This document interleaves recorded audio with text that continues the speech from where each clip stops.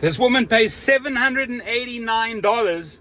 That's what Uber charged her for 0.03 kilometers. That's not even 0.01 miles. It's like literally driving around the corner. This looks like it happened in Canada. Let's find out what the story really is. A Toronto woman reached out to us for this one after she was charged nearly $800 for a super short Uber trip. A trip, mind you, she did not order in a town she has never been to. She's now battling with Uber to sort it all out. Simone Somerville has relied on Uber for years. I used Uber basically every day to get to work. I work really early in the morning, so it was like an essential service for me. But when she woke up one day earlier this month, I had a receipt from Uber of a charge of $789. Damn. Obviously, this shocked me because I had not gone anywhere this day. even more shocking, The trip was in Curtis, Ontario, which is a city that I have never been to. I'd never heard of it until this point. And when I looked into the receipt details, I saw the drive only moved 0.03 kilometers.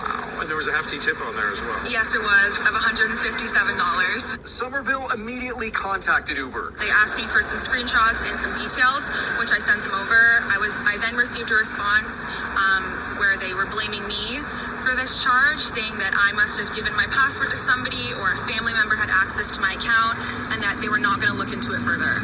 She then reached out to her bank, reported what she says was clearly fraud, and they refunded the charge. Uber, she says, was no help at all. I believe that if my bank didn't dispute the charge, Uber would not have given me my money back. Somerville believes her account was hacked. Still don't know how this person got into my account. Uber would never answer the question of what really happened. But whoever's behind it set up two-factor authentication, locking her out of her own account. Uber did take action, but against Somerville. So I reached out to Uber again, and that is at that point where they told me that they had restricted my account and my device, and that I had violated their terms and conditions, and that I was no longer able to use the app. They've banned my device, so changing a phone number or an email wouldn't work in this situation. Frustrated, she reached out to Speaker's Corner. We contacted Uber asking if they're investigating the case and or the driver involved. We got no response, not even an acknowledgement from their media relations office that a request was received.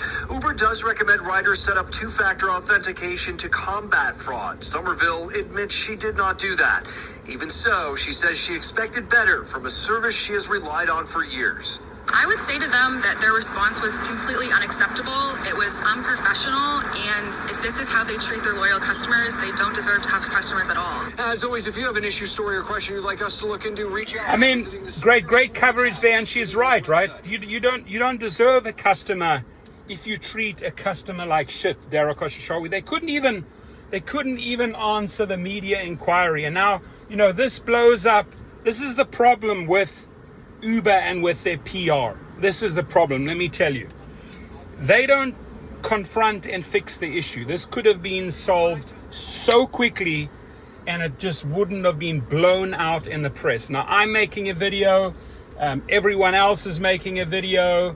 It's all over the news. She just says they don't deserve my business if they are treating me like this. I mean, what idiots must be working at Uber if they can't figure out that $789 charge for 0.03 kilometers? Surely that looks a little bit suspect, right? Surely that's overcharging. And they turn around and they restrict the woman. Now, 100% the account was hacked. 100%. It happens all the time. The people were pros that got into her account and used the the digit authentication process, and then they just ripped the money and they just gave themselves a nice high tip which paid out, and then they transfer that money out. Uber knows that this type of fraud takes place daily, but they don't want to answer the media. They don't want to take responsibility. It's always much easier for them to either just blame the driver. The rider threw you under the bus. Blame the driver. Or if a rider's disputing monies, we got to know. Dara Khosrowshahi is a hoe for cash. He's a pimp for cash. He will bang anything for 25 cents. Like literally, he will bend over and take 25 cents from anyone. with gonorrhea, syphilis, AIDS. He does not give cash back. So he sees an opportunity here, money grab. Oh, let's blame the rider, blame the driver. It's typical. It's a typical behavior pattern that I've reported on for years. Nothing's changing. They don't like to come out and give a statement. They, hopefully it goes away. Well, it doesn't go away. It gets blown up in the media and it just hurts their brand and they look like the assholes that they are. So please leave your comments. What do you think? How should the lady pursue this? You know what? Get an attorney involved. Not only that, talk to several outlets, right? Do your media rounds. Expose these people for who they are. They're thieves. They literally stole her money and they know it's account hacking. All the evidence that is there for account hacking. However, you know what? We'll try and keep this woman 789 Canadian dollars. Now, the bank ain't stupid. The bank's going to back the client. The bank can see this is fraud. And so the bank will take the hit. The Canadian bank will take the hit. They want to keep that client. Uber knows they can replace that client with another Canadian. That's the difference. That's the difference of customer service right there. Your comments.